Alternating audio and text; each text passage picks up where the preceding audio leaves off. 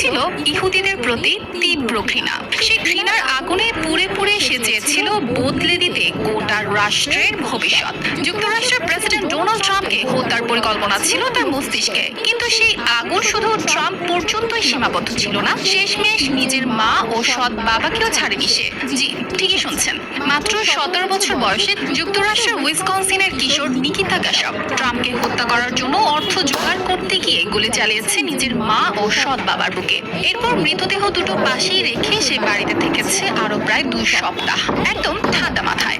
পরিবারে কেউ ফোন ধরছিল না, স্কুলেও যাচ্ছিল না নিকিতা।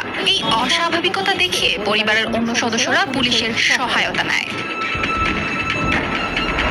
28 ফেব্রুয়ারি পুলিশ যখন দরজা ভেঙে ভেতরে ঢুকে, তখন ঘরের এক পাশে ছিল পচে যাওয়া 2টা লাশ।